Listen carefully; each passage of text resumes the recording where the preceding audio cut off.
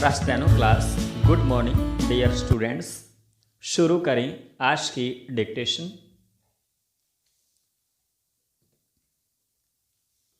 शुरू। भारतीय समाज में नारी को बचपन से ही कुछ संस्कार दिए जाते हैं और वे संस्कार उसे सहेज कर रखने होते हैं। जैसे धीरे बोलो, किसी के सामने ज़्यादा नहीं हंसना, समझदार बनकर रहना आदि। उस बच्चे का बचपन न जाने किस अंधेरे कमरे में गुम हो जाता है। हमारा पुरुष प्रधान देश क्यों नहीं समझता कि नारी प्रकृति का अनमोल उपहार है। उसके मन में कुछ कोमल संवेदनाएं होती हैं जो उसे खूबसूरत बनाती हैं।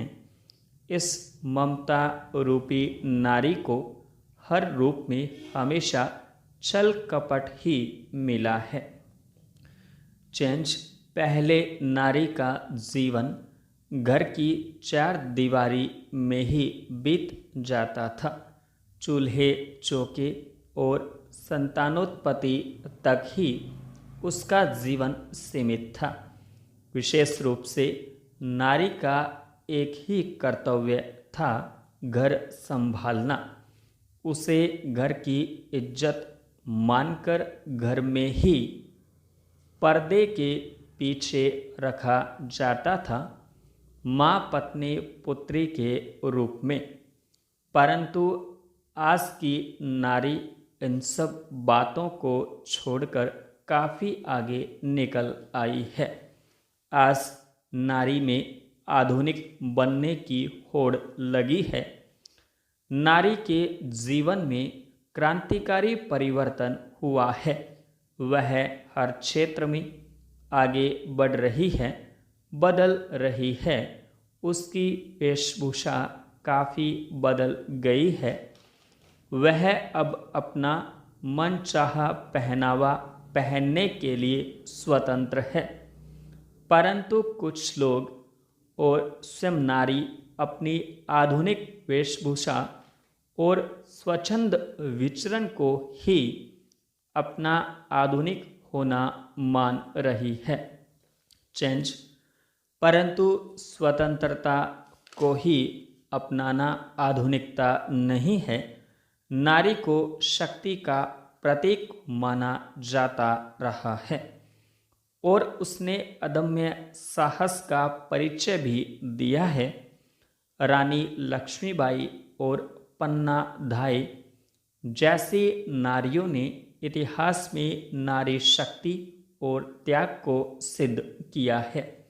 वास्तव में दमन का विरोध और प्रगतिशील नवीन विचारों का अपनाना ही नारी का आधुनिक होना है और वह ऐसा प्रत्येक युग में करती रही है।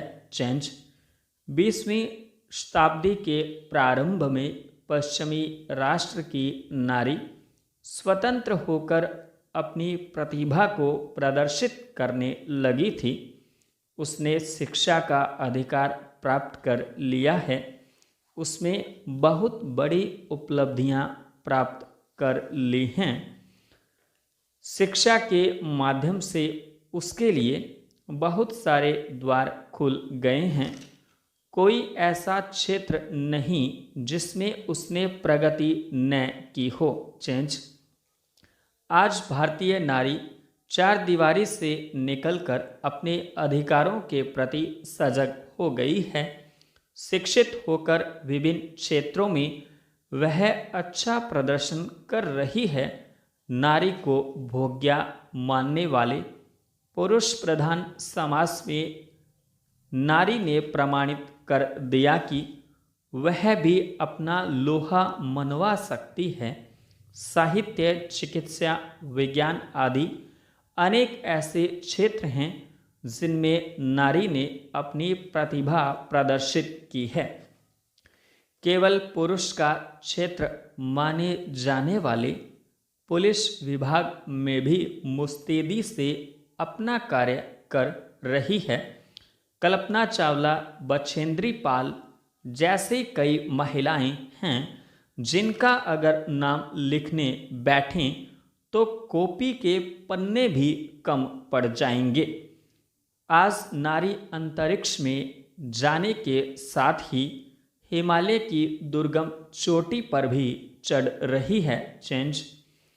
जब एक महिला खुद को उत्पादक कार्य में लगाती है तो न केवल परिवार बल्कि देश को भी फायदा होता है।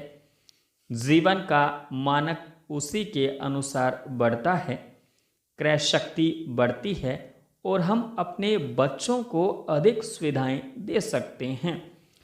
यदि पति पत्नी दोनों काम पर हैं तो उनकी आय दोगुनी हो जाती है।